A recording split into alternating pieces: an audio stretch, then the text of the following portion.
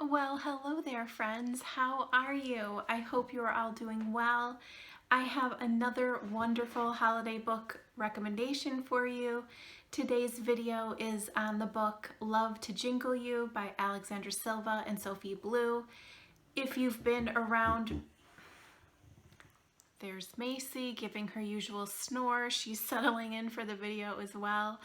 If you've been around for a little while on my channel, you know that Alexandra Silva is one of my favorite authors. I've read all of her books, so I was excited, so excited that she was doing a holiday book. And then Sophie Blue, I would love to read. I have not yet though, but she's on my list for sure. So this was an exciting book for me to get a chance to get into, and I'm excited to bring it to you today. Love to Jingle You is about Adam and Amelia, and it centers around the holiday season. Adam is a successful businessman. He's actually Jewish. He doesn't celebrate Christmas. The book takes place in England. He was in London for business and then was supposed to fly back to New York, where he's from.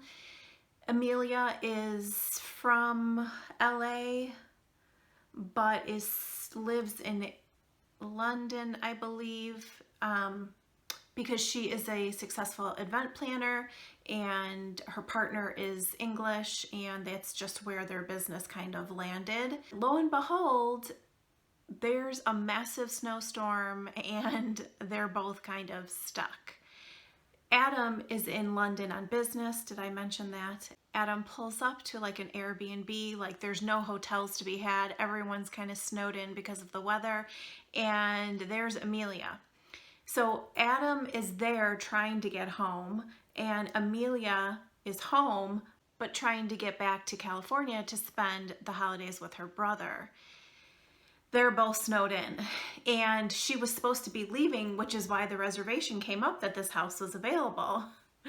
Well, Adam, being the gentleman that he is, invites Amelia to stay at the house with him. Something that I always love about Alexandra's writing is the chemistry that she writes with her characters. And let me tell you, Adam and Amelia, it was instant.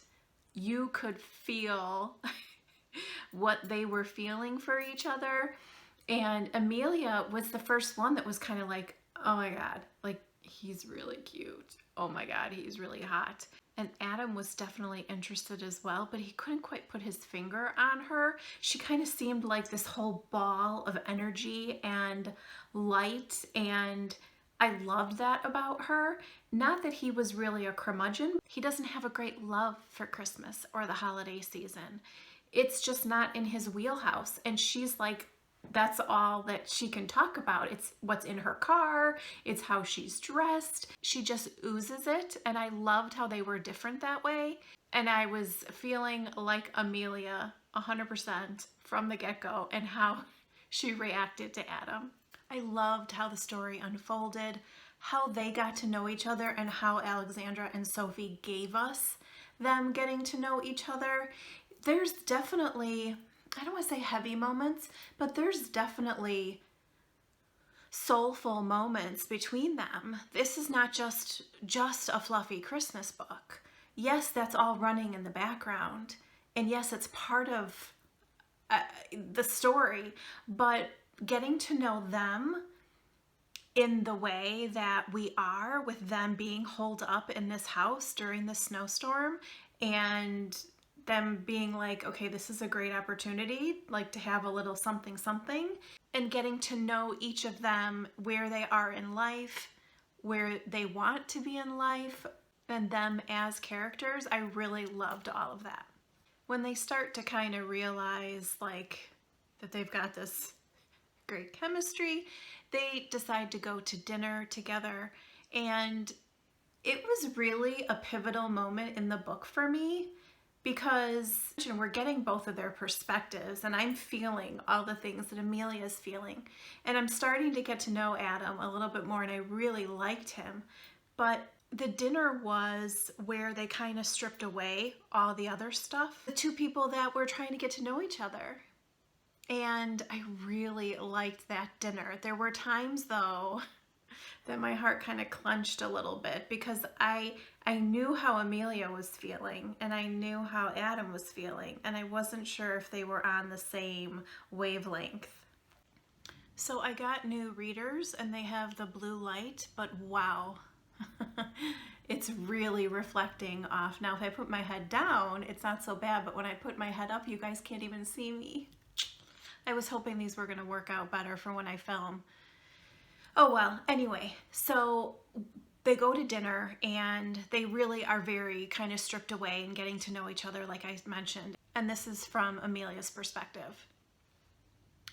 So, no boyfriend? How is that possible? I mean, apart from your crazy obsession with Christmas, you seem pretty amazing, he asks, causing me to choke on my mouthful of wine. Wow, talking about going straight for the jugular, I joke, putting my glass down and looking up at him. Sorry, he begins to apologize, but I cut him off with a shake of my head and a smile. No, it's fine. I'm just messing with you. But side note, nothing crazy about my love of all things merry and bright. He laughs and takes a swig of his beer, waiting for me to continue. I guess I've just never found the right guy. And I know that's so cliche, but it's true. I don't want to settle, you know? I want the fairy tale. Looking at me pensively, he asks, what is the fairy tale?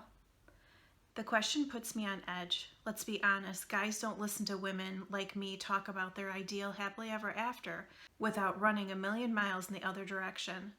But Adam's looking at me, waiting as though nothing could scare him away. The fairy tale, Amelia, what is it? You know, I pause, swallowing down my trepidation. The big gesture. Someone to put me first.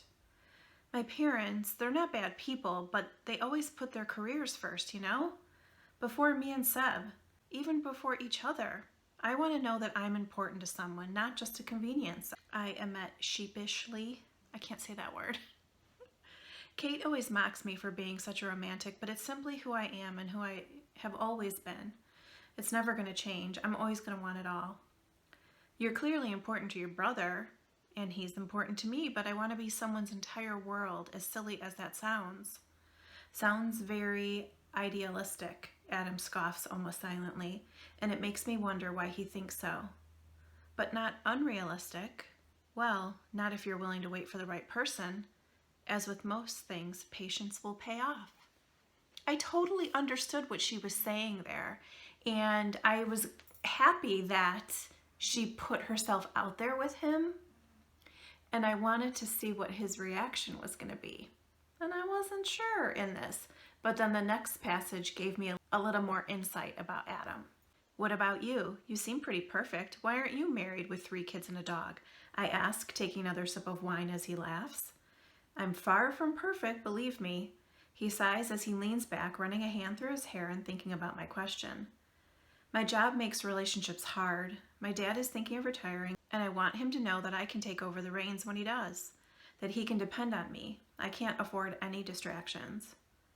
Focusing on his drink, he inhales deeply as though something is weighing on him. Are you one of those cliched bachelor playboys? You travel the world sweet-talking women into your bed? I pause at the drawn expression on his face. It's the most serious and hardened I've seen him so far, as though I haven't just hit a nerve, I've repeatedly poked at it until it's raw. There's a long breath of silence before Adam clears his throat, and ignoring my remark, he continues.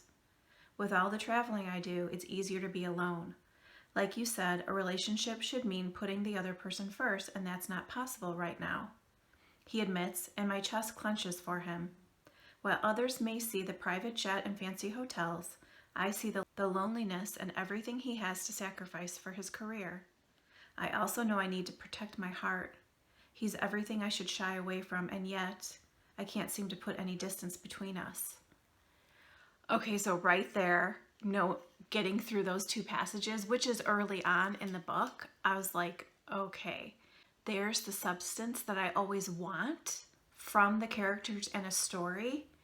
Right there, that told me a lot about how this story was gonna go, and I was a little nervous.